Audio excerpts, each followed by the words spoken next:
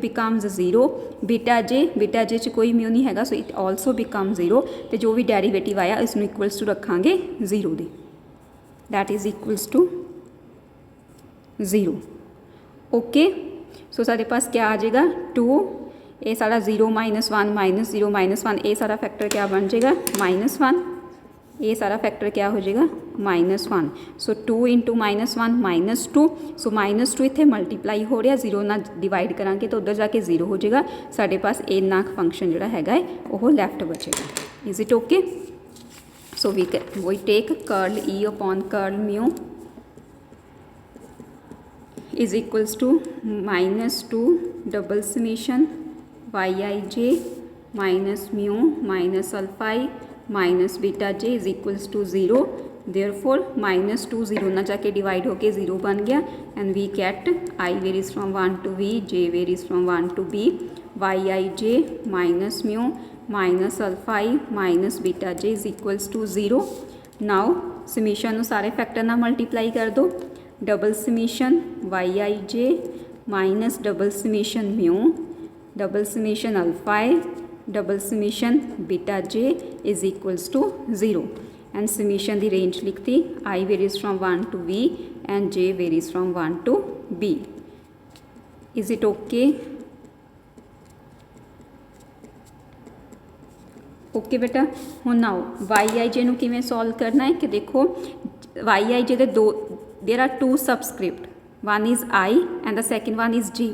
तो 2 सबस्क्रिप्ट हैं तो दोनों सबस्क्रिप्ट ते समेशन लगी हुई है, सो जेड़े सबस्क्रिप्ट ते समेशन लगी होएगी उसनूं डॉट नाल रिप्रजेंट कर दांगे। ओके, जिस भी सबस्क्रिप्ट ते समेशन लगी होएगी उस सबस्क्रिप्ट नूं डॉट नाल रिप्रजेंट कर दांगे only for the simplicity. So इत्थे I ते भी समेशन लगी हुई आ ते J ते भी समेशन लगी हुई आ, सो असीं दोनों नूं ही डॉट नाल रिप्रजेंट कर देंगे for only for the sake of simplicity. Now इसनूं सॉल्व करते हैं म्यू नूं। म्यू जो है वो जे वाली समेशन लिए कॉन्सटेंट है, कॉन्सटेंट का मतलब है कि अगर जे की वैल्यू 1 होवे तां भी म्यू म्यू रहेगा, अगर जे की वैल्यू 2 कंसीडर कर ले जे तां भी म्यू की वैल्यू म्यू ही रहेगी। अगर सपोज कर लो कि इवें म्यू जे हुंदा इत्थे तो फिर की होना सी, जे की वैल्यू 1 होने वाले ना म्यू 1 हो जाना सी, जे की वैल्यू 2 होने वाले ना म्यू 2 हो जाना सी, फिर ये वेरी कर रहा, बट हुण इत्थे तां कोई जे नहीं हैगा ना, सिर्फ कल्ला की है म्यू है। सो जे दे लई जो म्यू हैगा कॉन्सटेंट है।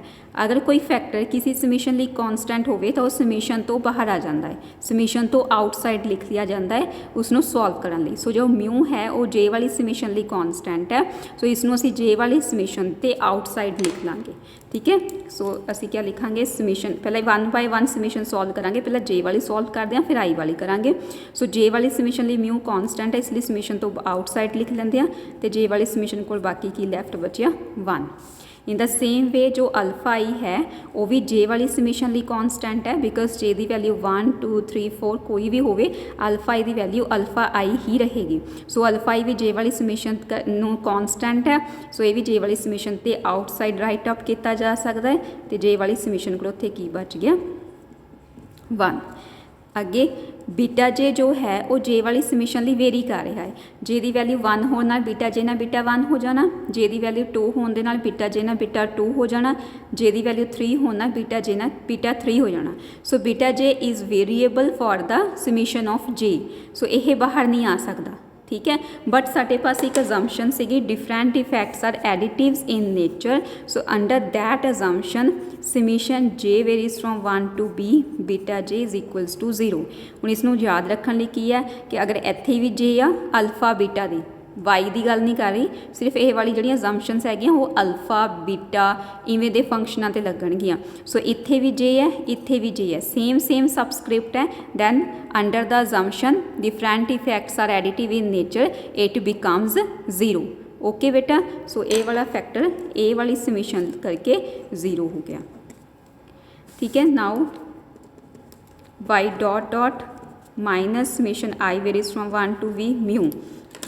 पहला जे वाली समीशन सॉल्व करते हैं। देखो हुण 1 ऐड हो रहा है, समीशन का मतलब ऐड है किन्ने टाइम्स B टाइम्स। सो अगर असी 1 नूं 2 टाइम्स ऐड करांगे तो आंसर 2 होएगा, अगर 1 नूं 3 टाइम्स ऐड करांगे तो आंसर 3 होएगा।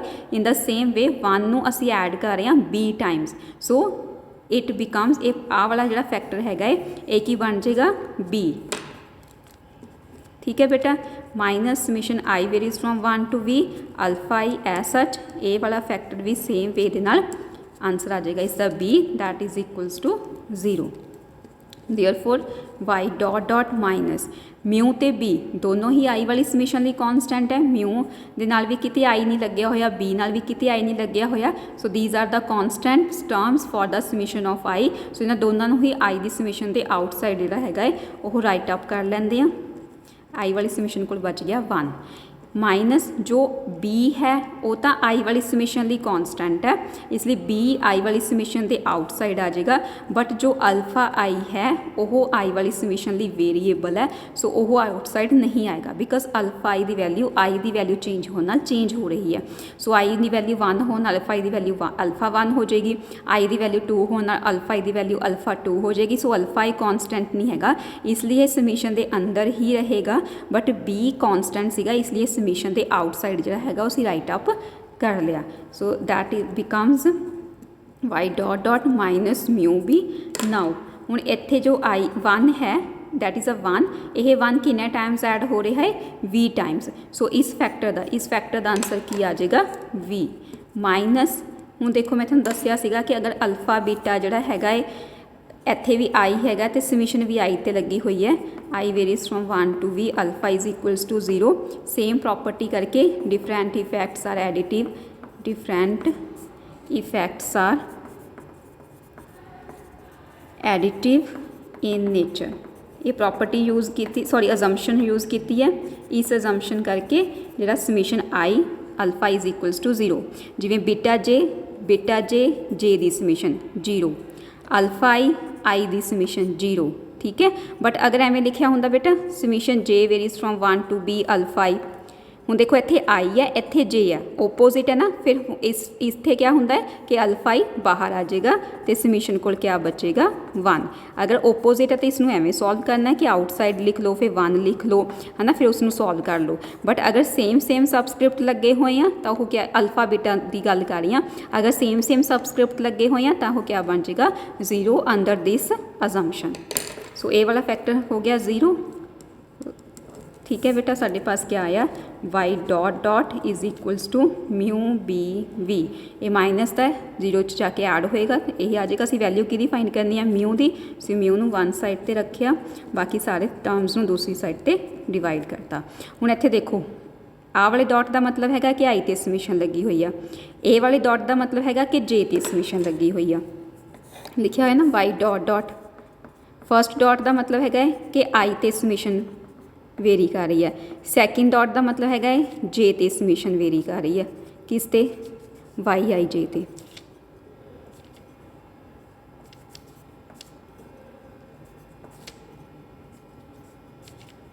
ठीक है, हुण असीं उसनूं बी वी नाल डिवाइड करता, ठीक है। हुण असीं इसनूं बी वी नाल डिवाइड करता, जिन्नियां टर्म्स ते समीशन लगी हुई है उहदी ही टोटल नंबर ऑफ टर्म्स नाल डिवाइड हो गया।